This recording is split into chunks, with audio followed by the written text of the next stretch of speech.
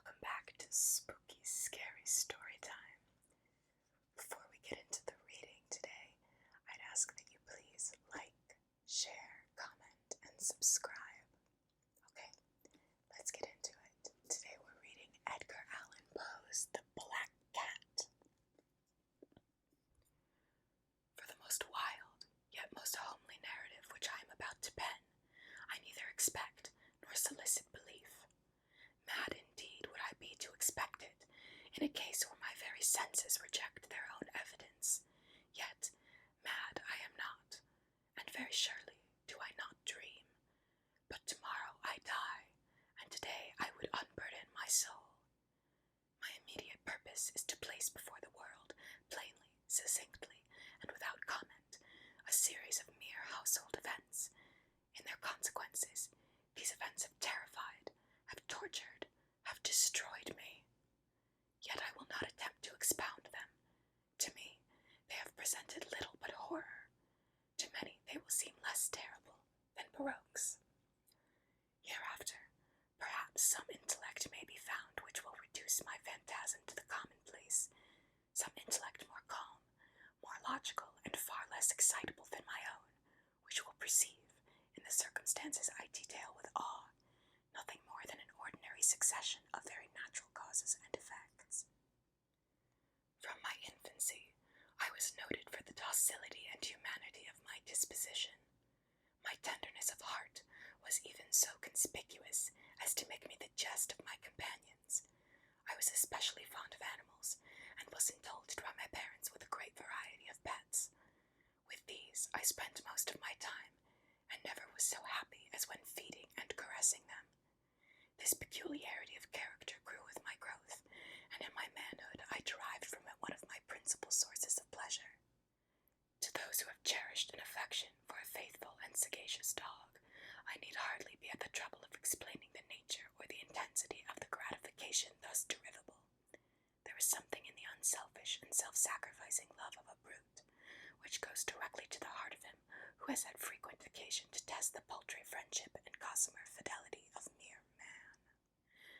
I married early, and was happy to find in my wife a disposition not uncongenial with my own. Observing my partiality for domestic pets, she lost no opportunity of procuring those in the most agreeable kind. We had birds, goldfish, a fine dog, rabbits, a small monkey, and a cat. This latter was a remarkably large and beautiful animal, entirely black, and sagacious to an astonishing degree.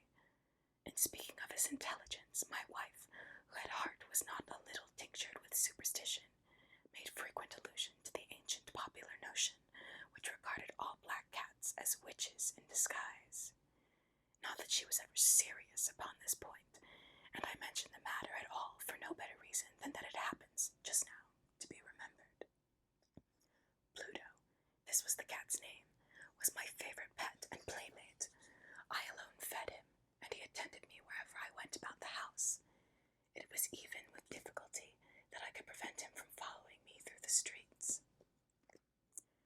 Our friendship lasted, in this manner, for several years, during which my general temperament and character, through the instrumentality of the fiend intemperance, had, I blush to confess, experienced a radical alteration for the worse. I grew, day by day, more moody, more irritable, more regardless of the feelings of others. I suffered myself to use intemperate language to my wife. At length, I even offered her personal violence. My pets, of course, were made to feel the change in my disposition. I not only neglected, but ill-used them.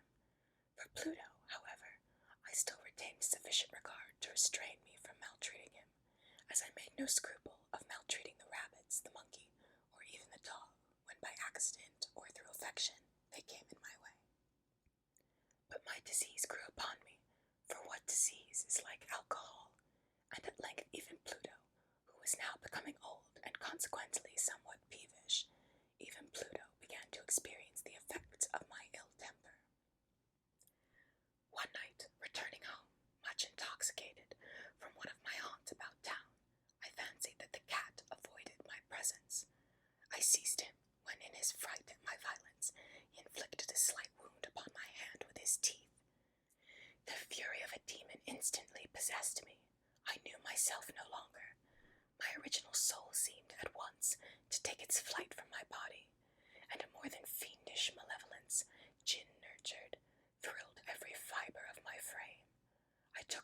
waistcoat pocket a penknife, opened it, grasped the poor beast by the throat, and deliberately cut one of its eyes from the socket.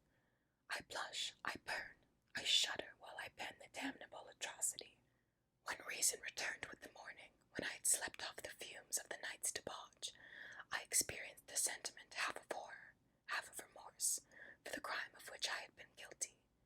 But it was at best a feeble and equivocal feeling, for the soul remained untouched.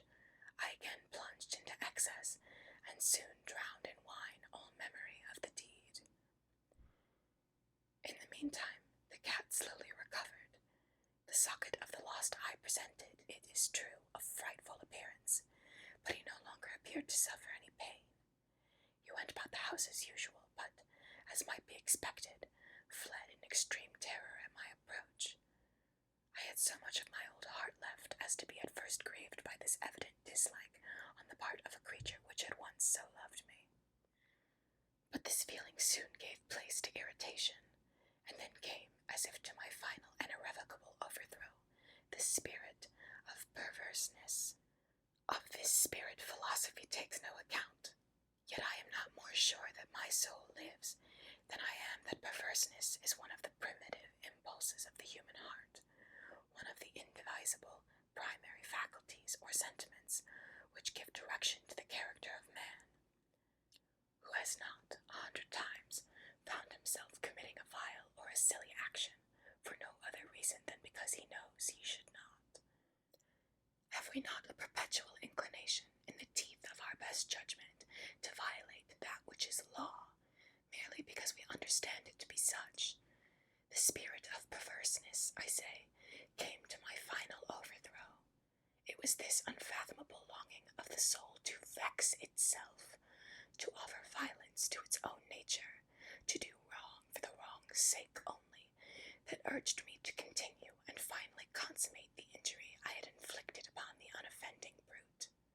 One morning, in cold blood, I slipped a noose about its neck and hung it to the limb of a tree, hung it with the tears streaming from my eyes and with the bitterest remorse at my heart, hung it because I knew that it had loved me, and because I felt it had given me no reason of offense, hung it because I knew in that doing so I was committing a sin, a deadly sin, that would so jeopardize my immortal soul as to place it, if such a thing were possible, even beyond the reach of the infinite mercy of the most merciful and most terrible God.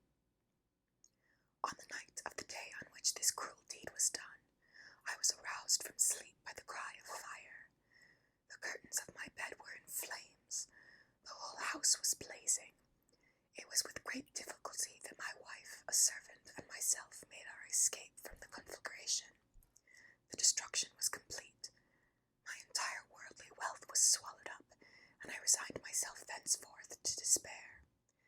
I am above the weakness of seeking to establish a sequence of cause and effect between the disaster and the atrocity, but I am detailing a chain of facts, and wish not to leave even a possible link imperfect. On the day succeeding the fire, I visited the ruins. The walls, with one exception, had fallen in. This exception was found in a compartment wall, not very thick, which stood about the middle of the house, and against which had rested the head of my bed. The plastering had here, in great measure, resisted the action of the fire, a fact which I attributed to its having been recently spread. About this wall a dense crowd were collected, and many persons seemed to be examining a particular portion of it with very minute and eager attention. The words strange, singular, and other similar expressions excited my curiosity. I approached and saw, as if graven in bas relief upon the white surface, the figure of a gigantic cat.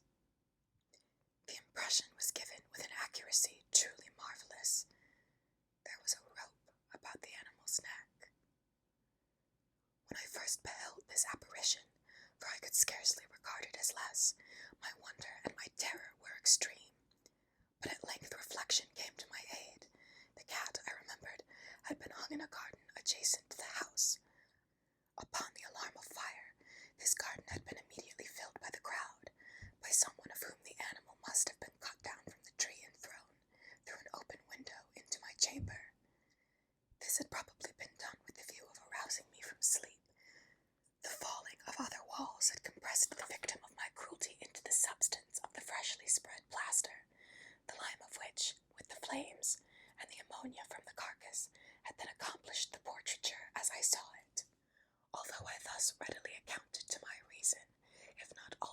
to my conscience for the startling fact just detailed, it did not the less fail to make a deep impression upon my fancy. For months I could not rid myself of the phantasm of the cat, and during this period there came back into my spirit a half-sentiment that seemed, but was not, remorse. I went so far as to regret the loss of the animal, and to look about me, among the vile haunts which I now habitually frequented, for another pet of the same species, and of somewhat similar appearance, with which to supply its place. One night as I sat, half stupefied, in a den of more than infamy, my attention was suddenly drawn to some black object, reposing upon the head of one of the immense hogshead of gin, or rum, which constituted the chief furniture of the apartment. I had been looking steadily at the top of this hogshead for some minutes, and what now caused me surprise was the fact that I had not sooner perceived the object thereupon. I approached it and touched it with my hand. It was a black cat, a very large one, fully as large as Pluto, and closely resembling him in every aspect but one. Pluto had not a white hair upon any portion of his body, but this cat had a large, although indefinite, splotch of white, covering nearly the whole region of the breast. Upon my touching him, he immediately arose, purred loudly, rubbed against my hand, and appeared delighted with my notice. This, then, was the very creature of which I was in search. I at once offered to purchase it of the landlord, but this person made no claim to it, knew nothing of it, had never seen it before. I continued my caresses, and when I prepared to go home, the animal evinced a disposition to accompany me. I permitted it to do so, occasionally stooping and patting it as I proceeded. When it reached the house, it domesticated itself at once, and became immediately a great favourite with my wife. For my own part, I soon found a dislike to it arising within me. This was just the reverse of what I had anticipated, but I know not how or why it was. Its evident fondness for me rather disgusted and annoyed. By slow degrees, these feelings of disgust and annoyance rose into the bitterness of hatred. I avoided the creature. A certain sense of shame and the remembrance of my former deed of cruelty preventing me from physically abusing it. I did not, for some weeks, strike or otherwise violently ill-use it, but gradually, very gradually, I came to look upon it with unutterable loathing, and to flee silently from its odious presence as from the breath of a pestilence. What added, no doubt, to my hatred of the beast was the discovery, on the morning after I brought it home, that, like Pluto, it also had been deprived of one of its eyes. This circumstance, however, only endeared it to my wife, who, as I have already said, possessed in a high degree that humanity of feeling which had once been my distinguishing trait, and the source of many of my simplest and purest pleasures. With my aversion to this cat, however, its partiality for myself seemed to increase. It followed my footsteps with pertinacity, which it would be difficult to make the reader comprehend. Whenever I sat, it would crouch beneath my chair, or spring upon my knees, covering me with its loathsome caresses. If I arose to walk, it would get between my feet, and thus nearly throw me down, or, fastening its long and sharp claws in my dress, clamber in this manner to my breast. At such times, although I longed to destroy it with a blow, I was yet withheld from so doing, partly by a memory of my former crime, but chiefly, let me confess it at once, by absolute dread of the beast. This dread was not exactly a dread of physical evil, and yet I should be at a loss how otherwise to define it. I am almost ashamed to own, yes, even in this felon's cell, I am almost ashamed to own, that the terror and horror with which the animal inspired me had been heightened by one of the merest chimeras it would be possible to conceive. My wife had called to my attention, more than once, to the character of the mark of white hair of which I have spoken, and which constituted the sole visible difference between the strange beast and the one I had destroyed. The reader will remember that this mark, although large, had been originally very indefinite, but, by slow degrees nearly imperceptible, and which for a long time my reason struggled to reject as fanciful, it had, at length, assumed a rigorous distinctness of outline. It was now the representation of an object that I I shudder to name, and for this, above all, I loathed and dreaded, and would have rid myself of the monster, had I dared. It was now, I say, the image of a hideous, of a ghastly thing, of the gallows. O mournful and terrible engine of horror and of crime, of agony and of death.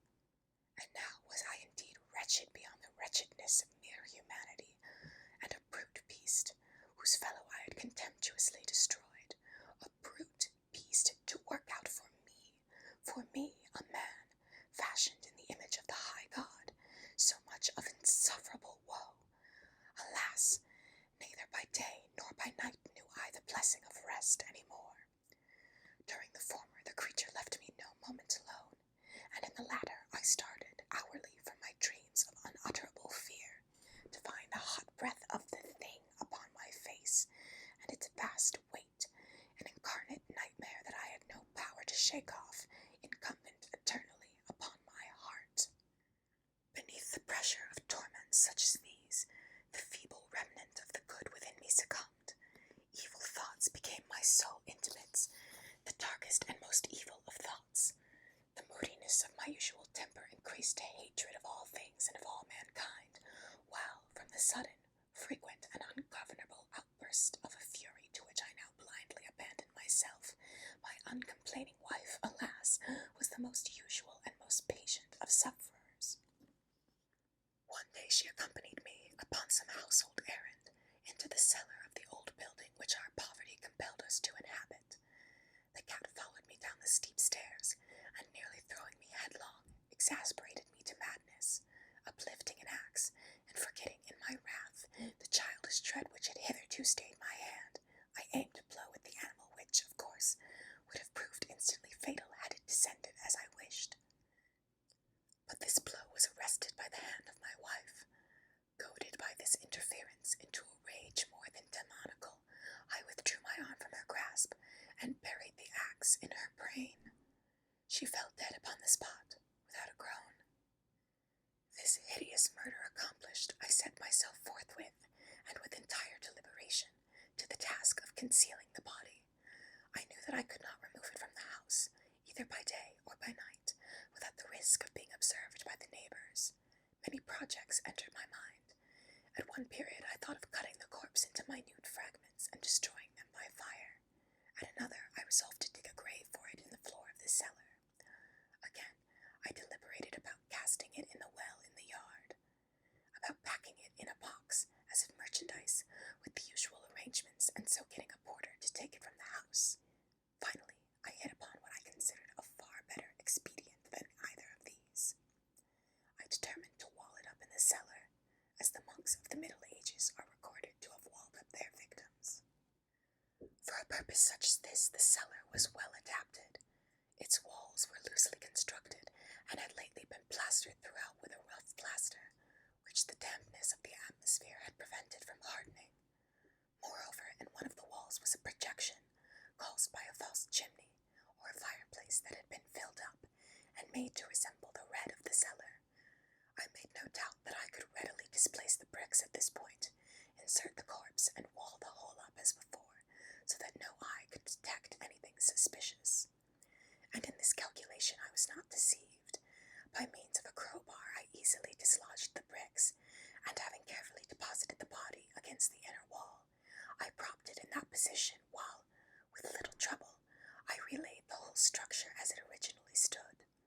Having procured mortar, sand, and hair, with every possible precaution, I prepared a plaster which could not be distinguished from the old, and with this I very carefully went over the new brickwork. When I had finished, I felt satisfied that all was right. The wall did not present the slightest appearance of having been disturbed. The rubbish on the floor was picked up with the minutest care. I looked around triumphantly and said to myself, "Here, at least, then my labor has not been in vain." My next step was to look for the beast which had been the cause of so much wretchedness, for I had, at length, firmly resolved to put it to death. Had I been able to meet with it at the moment, there could have been no doubt of its fate, but it appeared that the crafty animal had been alarmed at the violence of my previous anger, and forbore to present itself in my present mood. It is impossible to describe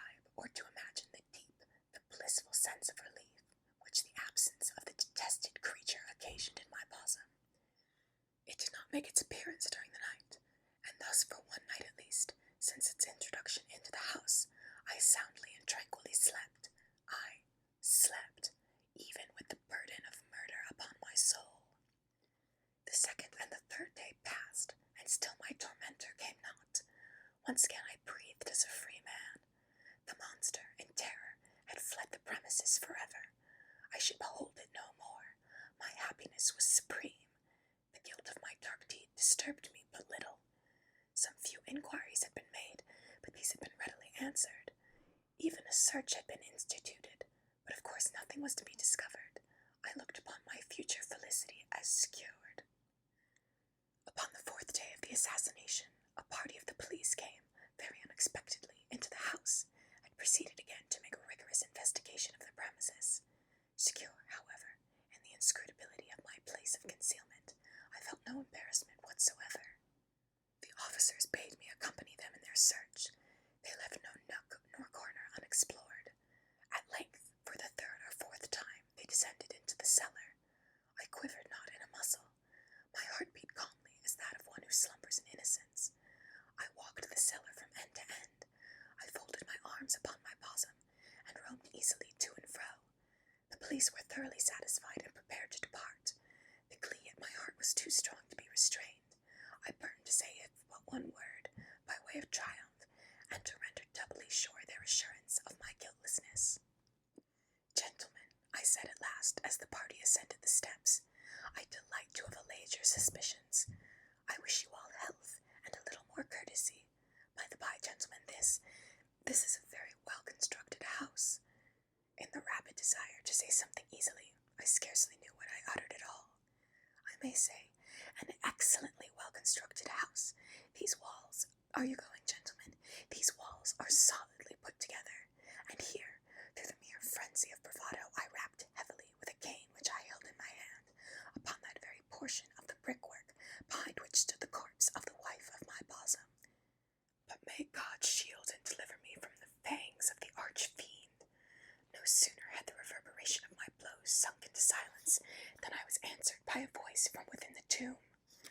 By a cry, at first muffled and broken, like the sobbing of a child, and then quickly swelling into one long, loud, and continuous scream, utterly anomalous and inhuman, a howl, a wailing shriek, half of horror and half of triumph, such as might have arisen only out of hell, conjointly from the throats of the damned in their agony, and of the demons that exult in the damnation. Of my own thoughts it is folly to speak. Swooning, I staggered to the opposite wall. For one instant the party upon the stairs remained motionless, through extremity of terror and of awe. In the next, a dozen stout arms were toiling at the wall. It fell bodily. The corpse, already greatly decayed and clotted with gore, stood erect before the eyes of the spectators. Upon its head, with red, extended mouth and solitary eye of fire, sat the hideous beast whose craft had seduced me into murder, and whose informing voice had consigned me to the hangman. I had walled the monster up within the tomb. The end. Well, even though the protagonists of Poe's stories tend to be horrifically violent, at least they get their comeuppance at the end. I did find this story disturbing enough, though, that I'm going to include in the description box a link to domestic violence hotline and to animal welfare resources, because I feel like that's necessary after this story. I hope you enjoyed it, though. That certainly fit the bill for spooky, scary story time. Keep your eyes out for more stories this week.